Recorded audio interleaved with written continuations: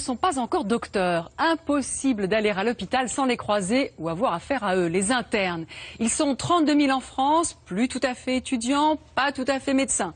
Selon un récent rapport, 85% des internes travaillent en moyenne 60 heures par semaine. Ils seraient devenus les petites mains. Certains disent même les bouches-trous de l'hôpital en crise. Nos deux reporters, Hervé Guéquer et Christophe Quinck, ont dressé le portrait d'internes au travail et parfois à bout de souffle. Françoise recevra ensuite Hervé sur notre plateau.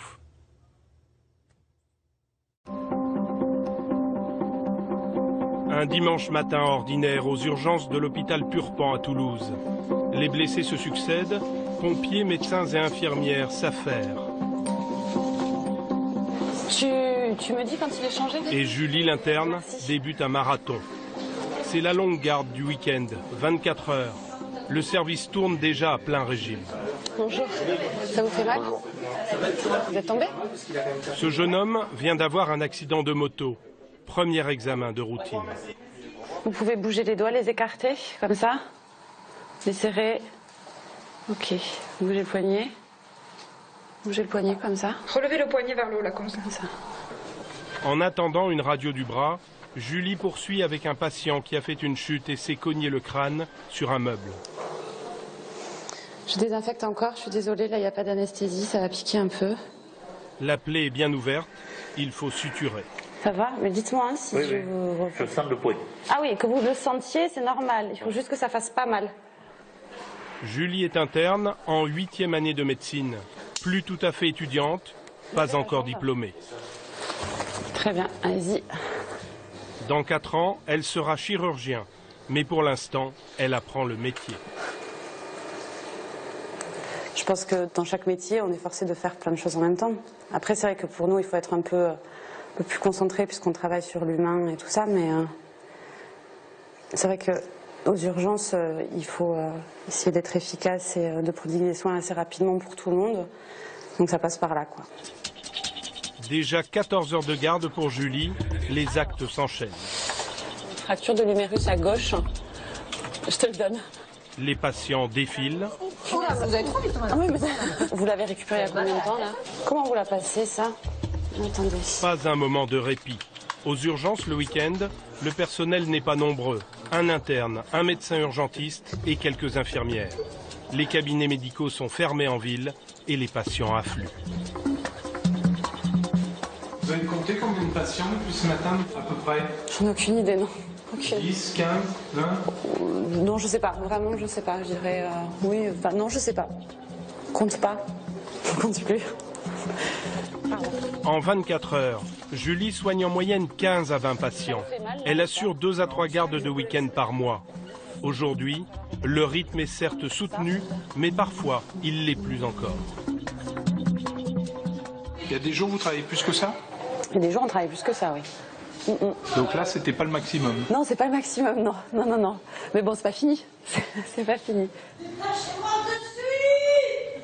Dépêchez-moi! En effet, au milieu de la nuit, après 20 heures de garde, une patiente très alcoolisée hurle et se débat. Madame, pourquoi vous criez comme ça?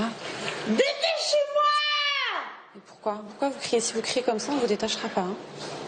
Mais je veux tout détacher! J'en ai marre! Madame, Détacher!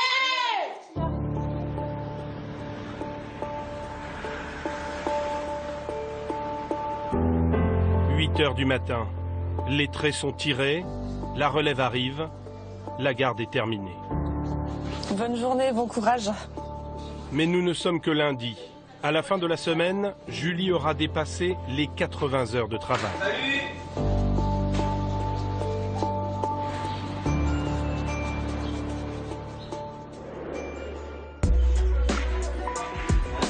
Il y a en France 32 000 internes qui la plupart ont le même rythme que Julie.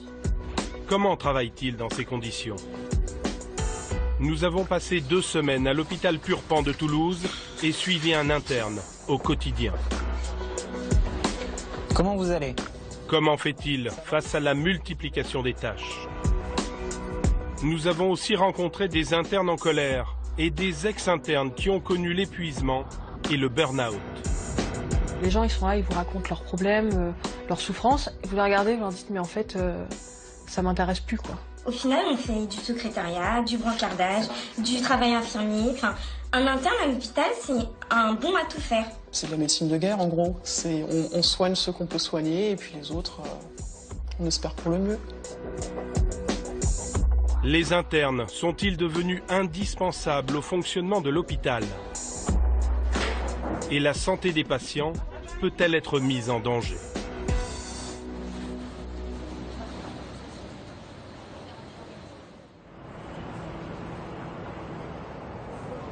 Nous sommes lundi matin. Cédric va commencer une longue, très longue semaine à l'hôpital Purpan. Plus de 70 heures de travail l'attendent. Cédric est interne au service maxillofacial.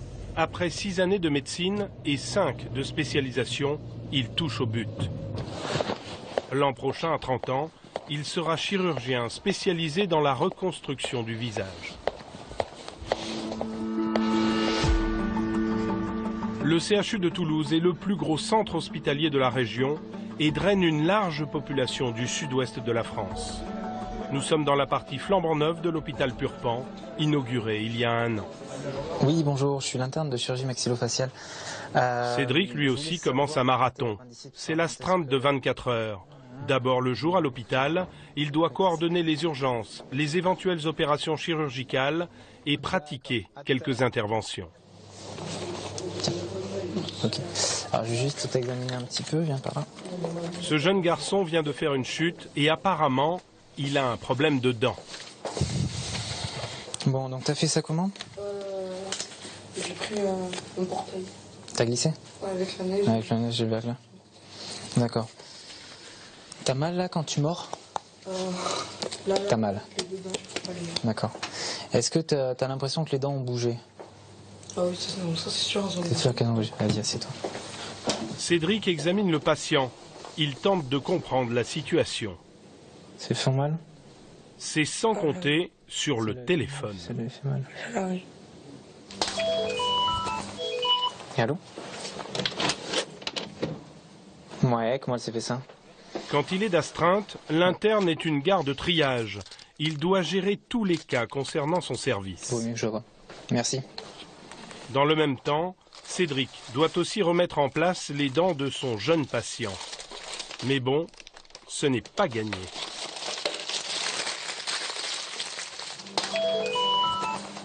J'en ai pas tout le temps dérangé.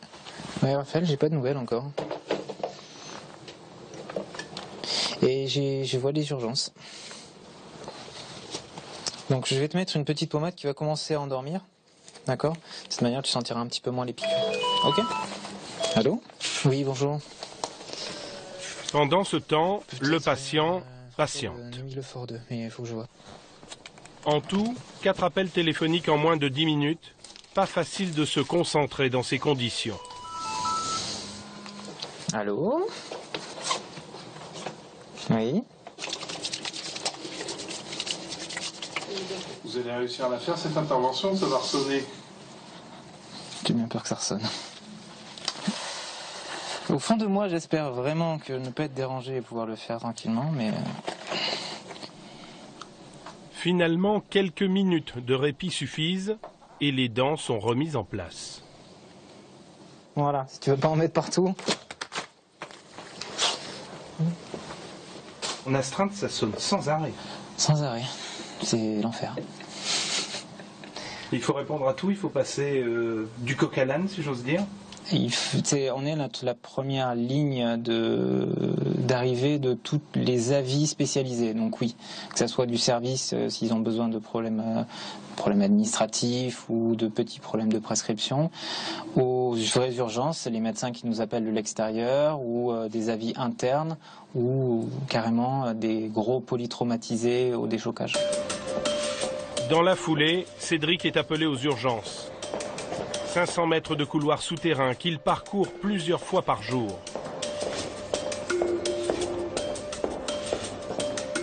Et toujours le téléphone. Les urgences s'impatientent. Oui, je suis là, je suis dans l'ascenseur. À tout de suite. Ça n'arrête pas, hein? Le problème, c'est que ils m'ont demandé un avis il y a 20 minutes, mais j'étais en train de faire un geste, donc du coup, Et ça fait 20 minutes de délai, ils se demandent ce que je fais. Mais je fais pas rien, c'est juste que j'ai plein d'avis en même temps et que j'essaye de les gérer dans l'ordre pour pas faire de bêtises. Cette fois, Cédric est appelé pour donner un avis de spécialiste. Il s'agit d'une plaie profonde sur le front d'une patiente. D'accord. Est-ce que... la lumière? Non, je veux surtout... Cédric, l'interne confirmé de dernière année, donne de précieux conseils à sa jeune collègue qui, elle, débute l'internat. Et tu les fais passer comme ça. Tu se compresses, c'est pas grave. Et là, tu vois, tu le fais passer dessous. Là, tu arrives à rapprocher en faisant des points peut-être un peu plus superficiels et toujours en les mettant au même niveau. D'accord? Cédric, pour l'avoir déjà vécu, connaît bien les difficultés des premiers mois d'internat. Il faudra que tu réanesthésies, bien sûr. C'est dur la vie d'interne? Le premier semestre, on prend très très cher. C'est ouais. très compliqué. C'est passer d'une vie d'étudiant à une vie active avec des responsabilités importantes. Et, ouais. C'est sa famille? Où on perd ses repères, on est obligé d'avoir d'autres repères. Enfin voilà, on est dans la vie active alors qu'avant on était étudiant, on bosse le jour, on bosse la nuit, on doit récupérer, on a les cours. C'est quand même crevant quoi. Enfin au début ça va, mais plus on avance dans le semestre et moins on récupère et voilà quoi. Mais l'interne n'a pas le temps de s'attarder. Il est très vite rattrapé par une nouvelle urgence. Bon, donc j'ai un petit peu appris, vous avez eu une infection, c'est ça, au niveau d'une dent. Cette patiente souffre de fortes douleurs dentaires. C'est cette dent qui fait mal? Non. Bon, donc d'après le scanner, vous avez effectivement un abcès. Oh merde, pardon. Je vous suis pris, c'est pas grave. Vous avez un abcès à l'intérieur de la mandibule, d'accord? Qui a grossi et qui pousse cette langue et qui fait grossir cette langue, d'accord? Cet abcès, il ne peut pas partir tout seul. Ouais, j'imagine. Voilà. Il faut une intervention chirurgicale. Voilà. Sous anesthésie générale, parce que ça fait très mal. Et il faut vous garder hospitalisé quelque temps. Désormais, la mission de Cédric est de trouver un bloc opératoire libre. Et là, tout se complique. Oui, c'est Cédric à l'appareil, un interne de maxillo. J'ai une cellule du plancher à lutter. Cédric doit longuement négocier. Les nouveaux équipements de l'hôpital sont déjà saturés. Chaque jour, l'interne doit résoudre une difficile équation. Comment faire beaucoup avec peu? Oui. Il y a un manque de bloc ou il y a trop de monde? Trop de monde. Il y a 3 blocs qui tournent, les neurochirurgiens, les orthopédistes, et les digestifs, et nous. Et... C'est tout le temps comme ça? Ouais. Le bloc des urgences tourne 24 heures sur 24. Avec persévérance et beaucoup de diplomatie, Cédric trouve finalement une salle d'opération pour sa patiente.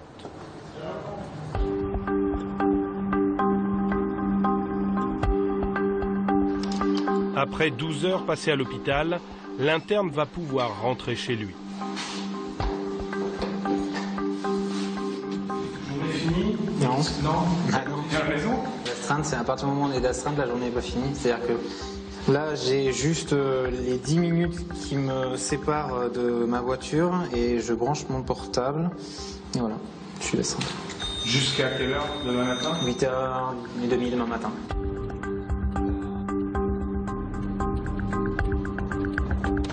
L'astreinte, cela signifie pour un interne qu'il peut être appelé à tout moment de la nuit et qu'il devra revenir à l'hôpital en cas d'urgence.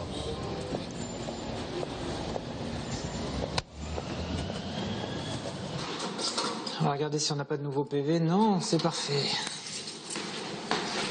Cédric partage un appartement avec 2 colocataires. Il n'a pas le choix. Malgré des semaines à rallonge, 70 heures en moyenne, il est payé 2 300 € net par mois. 11 ans après le bac, l'interne vit encore comme un simple étudiant. Je trouvais ça assez sympa d'être dans le centre de Toulouse et à la fois de profiter d'un grand espace, mais la seule façon c'est la colocation, parce que sinon c'est beaucoup trop cher pour nous, mes gros salaires. Mais à 29 ans, avoir une vie d'étudiant, c'est pas un peu pesant? 29 ans, on n'a pas envie un peu de se poser, d'être avec sa compagne? Le problème, c'est que avec le rythme qu'on a, déjà trouver une copine stable, c'est un challenge de tous les jours. La garder, c'est encore pire. C'est-à-dire c'est lourd quand même au quotidien pendant des années? Il faut comprendre qu'on part à 8h, on arrive à 20h chez soi tous les jours, et après il y a les gardes, et on a les astreintes, les gardes donc de semaine, ou les comme astreintes, comme ce soir, où je peux rien prévoir, parce que si je vais au cinéma, je capte pas au téléphone, donc du coup il est possible qu'on m'appelle et que je l'entende pas, ce qui est pas possible. Bon, qu'est-ce qu'il y a à manger? Des bananes. Ce soir, c'est donc repas à la maison, mais frigo presque vide. Des blancs de poulet. Je pense que je vais avoir la flemme de cuisiner et je vais me faire livrer une pizza.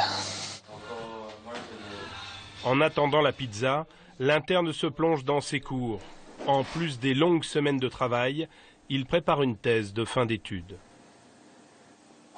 Cette nuit, Cédric retournera à l'hôpital pour traiter une urgence.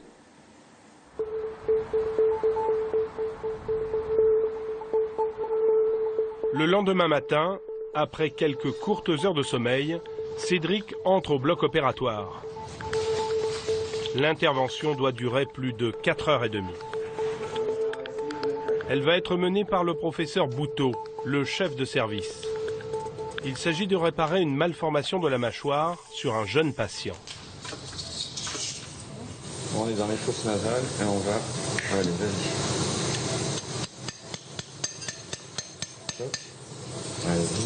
Au bloc opératoire, Cédric est dans le cœur du métier. Apprendre, pratiquer le plus souvent possible, c'est la volonté et le but de tout futur chirurgien. Il faut que l'interne ait une vision d'un maximum d'intervention, je dirais. Il faut qu'il accumule comme ça des données pour ensuite petit à petit le faire lui-même. Bon, il va faire une partie, là. Moi, je vais faire ce côté. Après, il va faire l'autre côté, là, par exemple, sur la découpe. C'est une façon de petit à petit de mettre le pied à l'étrier, quoi. De toute façon, la chirurgie, c'est du compagnonnage.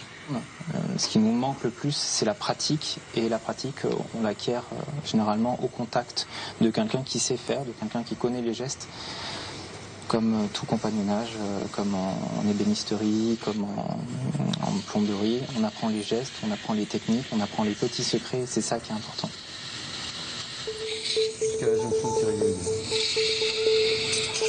Après cette intervention et une courte pause, Cédric et le professeur Bouteau enchaîneront une deuxième opération. Pourtant, avec une telle charge de travail, l'interne avoue être juste un peu fatigué pendant ses gardes de 24 heures. Quand on est réveillé ou quand on ne dort pas du tout et que sur les coups de 3h30 on doit prendre des décisions un petit peu avec la fatigue, on est un peu plus lent sur les réflexions et les choses comme ça. C'est pas dangereux justement parce qu'on est plus lent, un peu moins réactif? Non, non, non. Il n'y a jamais eu de problème particulier. Il n'y a jamais eu d'accident particulier, en tout cas sur mes gardes. Non, non. Au cours de notre tournage au service maxillofacial, les internes, les médecins et le professeur Bouteau nous ont tous tenu des propos rassurants. Pour le patron, l'internat demeure un très bon système. Honnêtement, je trouve que l'internat, dans l'ensemble, globalement, c'est quelque chose qui est très positif. Moi, je ne vois pas de système alternatif, puisqu'il repose sur effectivement cette progression qui permet au départ d'être un étudiant et à l'arrivée d'être un senior responsable. La fatigue cumulée ne fait pas qu'on pourrait avoir un service qui se dégrade vis-à-vis du patient? Je ne pense pas que ça soit le risque majeur. Je pense qu'on est capable de travailler fatigué avec une grande qualité, honnêtement. Voire épuisé. Épuisé peut-être pas, quoi. Mais je pense qu'on peut travailler fatigué. En inférieur, le sillon vestibulaire inférieur.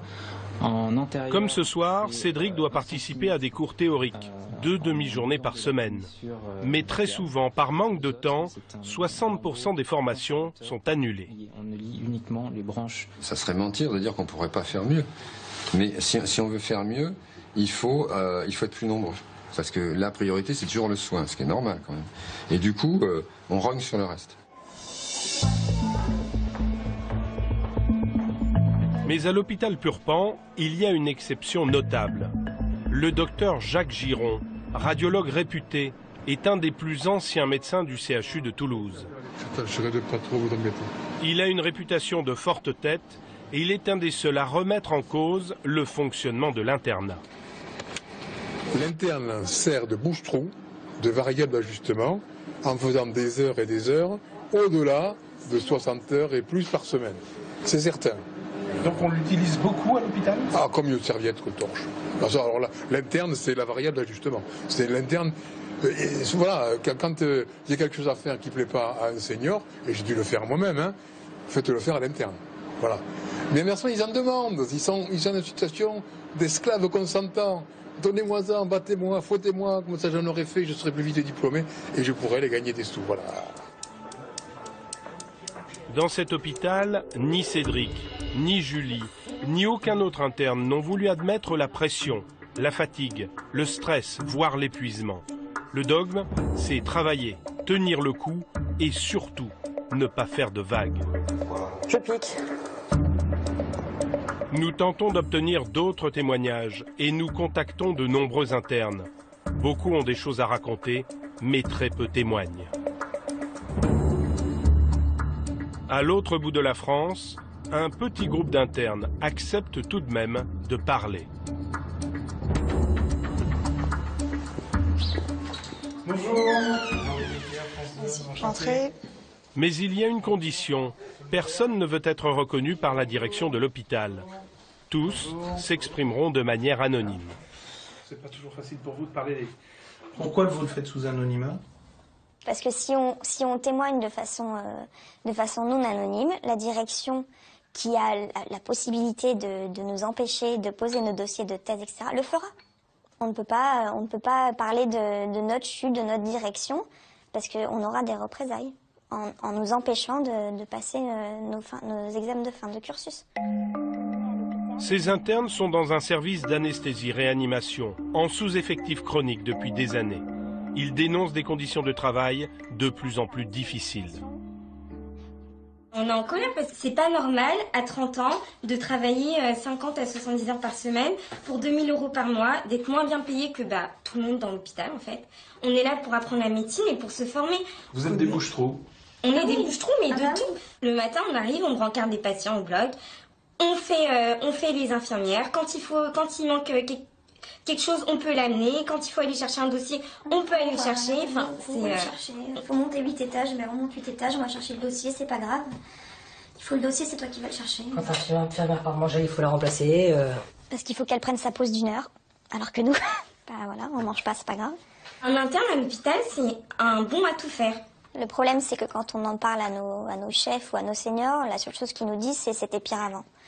Voilà, c'était pire avant. Avant, on n'avait pas nos repos de garde. Avant, on travaillait encore plus que vous. Avant, etc.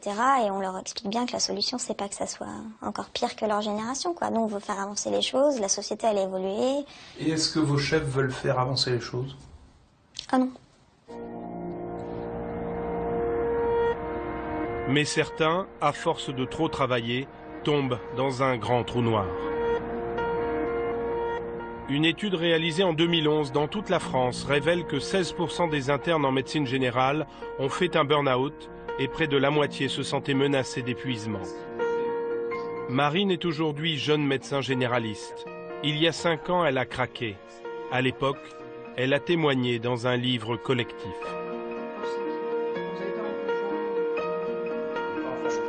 Magali est également généraliste, fraîchement diplômée. Elle a fait 3 burn-out pendant son internat entre 2011 et 2013. Elle souhaite rester anonyme. Aujourd'hui encore, les 2 femmes se souviennent parfaitement de cette épreuve et de ses conséquences. Votre corps, il n'en peut plus, quoi. Vous n'en pouvez plus. Vous êtes fatigué, et puis après, voilà, ça déteint sur le moral, sur le psychique. Vous devenez un petit peu à cran. Vous êtes sur le qui-vive, en fait, en permanence. Et avec une sorte d'agressivité potentielle que vous ne reconnaissez pas en fait, dans votre comportement habituel et que les gens autour de vous ne reconnaissent pas non plus. J'avais des sensations que j'avais encore jamais vécues, c'est-à-dire me dire que j'étais au bord du malaise à tout moment, me dire que Bon là, il est 3 h du matin, on vient de me demander de voir un patient des patients pour la énième fois alors que j'ai pas dormi depuis 6 h du matin. Et je me retrouve en train de raser les murs, comme ça je me dis, bah au moins si je tombe, la chute sera amortie par le mur. Enfin, c'est des sensations inimaginables, que je pouvais pas imaginer avant. À un moment, on vous raconte, les gens ils sont là, ils vous racontent leurs problèmes, leurs souffrances, et vous les regardez, vous leur dites mais en fait ça m'intéresse plus quoi. Et parce que j'ai plus les ressources personnelles pour répondre à ça. J'arrive plus à puiser à l'intérieur de moi pour donner à l'autre. Quand j'ai vu venir la semaine des senteurs, je suis allée voir mon chef de service en lui disant je ne sais pas comment je vais faire. La réponse a été trouve-toi un remplaçant. Bien sûr, il fallait que je demande à quelqu'un qui faisait déjà 70 heures de venir m'épauler, ce qui était infaisable. Beaucoup plus tard, j'ai appris que cette demande-là, c'était abusif et que c'était sa responsabilité à lui de trouver quelqu'un et non pas la mienne. Vous, par exemple, quand vous avez eu votre burn-out, vous avez eu peur d'en parler? Vous avez eu peur, finalement, de révéler que vous n'étiez pas bien? Déjà, j'ai pas employé le terme burn-out. J'ai dit que ça allait pas, que j'étais fatiguée. Mais je crois que je l'ai à peine dit aux internes avec qui je travaillais à ce moment-là. Pourquoi? Parce que c'est... Ouais, je pense qu'il y a la crainte d'avouer qu'on va pas bien, que c'est le système qui nous rend malades, entre guillemets, parce qu'on se dit, bah non, finalement, je suis pas si à plaindre que ça, par rapport à quelqu'un d'autre, c'est pas si grave, etc. Et parce qu'on n'a pas envie de pas aller bien. Lors du deuxième burn-out, quand mon patron, quand mon chef de service a appris que je m'arrêtais au pied levé, il m'a immédiatement menacé de me sanctionner pour un arrêt de travail. Et c'est ce qu'on craint tous. On craint la sanction pour arrêt de travail, quelle que soit sa durée, même si c'est une journée. Est-ce qu'il vous était arrivé de faire une erreur médicale? Oui, j'estime avoir fait une erreur médicale. Que s'est-il passé? J'étais aux urgences, c'était à la fin d'une période de travail d'une 20aine d'heures, sans dormir. Je reçois une personne gravement malade qui nécessite un traitement rapide parce qu'elle était en train de faire une complication d'un de ses traitements habituels. Et donc pour lui prescrire l'antidote nécessaire à ce moment-là, je fais une erreur de 10 fois la dose. Sauf que je ne m'en rends pas compte, c'est l'infirmière qui s'en rend compte. Donc c'est un tiers qui s'en rend compte. La dose, heureusement, n'est pas donnée, puisqu'elle est vérifiée, et à ce moment-là, on rectifie ce qui aurait pu être une erreur grave. La conséquence aurait pu être une hémorragie et un décès. Si on voulait mettre toutes les conditions pour que les internes fassent des erreurs médicales, elles sont réunies. Voilà. De toute évidence, l'hôpital public ne fonctionnerait pas sans les internes, à moins d'embaucher des milliers de médecins supplémentaires.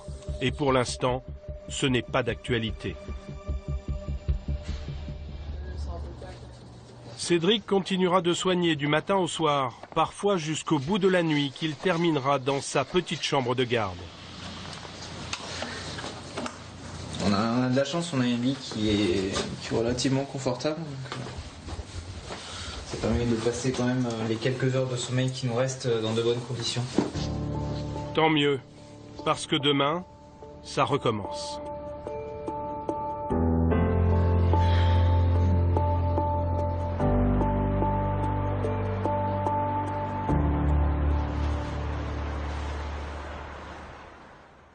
Bonsoir Hervé. Bonsoir. Alors le temps de travail des internes sera très prochainement réduit. Le 1er mai, un décret du ministère de la Santé imposera 48 heures par semaine et pas plus à l'hôpital pour les internes. Qu'en est-il exactement de ce décret? C'est déjà une ancienne histoire parce qu'en fait c'était une directive européenne qui date de 2003. La France devait s'y conformer dans les 6 ans qui suivaient, donc jusqu'en 2009. Et puis Bruxelles est revenue à la charge plusieurs fois. La France faisait la sourde oreille. Et puis tout à coup elle s'est réveillée. Et donc elle a décidé de ce décret à partir du 1er mai prochain. Dans les faits, ça veut dire quoi? Ça veut dire que pour l'instant, les internes travaillent 5 jours et demi par semaine, du lundi matin au samedi midi, et que désormais, ils vont devoir travailler que 5 jours par semaine, du lundi au vendredi soir, et sur ces 5 jours par semaine, 4 jours de stage pratique, comme on l'a vu, et une journée de formation. Et cette formation théorique, c'est important, parce que pour l'instant, elle est sacrifiée, et ça, le ministère de la Santé français est vraiment, comment dirais-je, il met le point là-dessus, cette formation ne doit pas être bradée. Alors on le voit dans votre reportage, hein, le travail des internes à l'hôpital est essentiel aujourd'hui. Alors est-ce que l'hôpital peut se passer de ce travail des internes alors qu'il est aujourd'hui en crise ? C'est très difficile.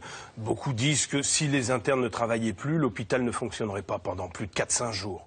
Mais bon, il y a peut-être des pistes. Et le ministère de la Santé dit qu'il y a 3 pistes. En l'occurrence, comme il y a beaucoup de travail à l'hôpital, eh bien, il va falloir peut-être qu'il y ait plus d'internes. Ça tombe bien parce qu'au concours de médecine de première année, il y a de plus en plus de candidats et surtout de plus en plus de reçus. On a ouvert le numerus clausus. Pour vous donner un exemple, on est pour l'instant à 32 000 internes. Et dans les 3 ans, on va passer à 40 000 internes. Donc plus d'internes, a priori, moins de travail. La deuxième piste, c'est de faire travailler ces internes peut-être dans des cliniques privées, parce que pour l'instant, les cliniques privées, elles n'acceptent que très peu d'internes, mais il faut encore qu'il y ait des agréments. Et dernière piste, eh bien, les internes pourraient aller davantage dans les cabinets en ville, donc des cabinets de médecins généralistes, pour les généralistes, et dans des cabinets de médecins spécialistes pour les spécialistes. Ce qui désengorgerait les hôpitaux. Oui, mais attention aussi, le ministère a dit qu'il prendrait des sanctions financières sur les hôpitaux qui ne respecteraient pas les 48 heures, mais ça, pour avoir une date sur les sanctions, impossible de le savoir. On sent que le ministère reste très prudent parce que cette réforme va prendre beaucoup de temps. Merci beaucoup Hervé.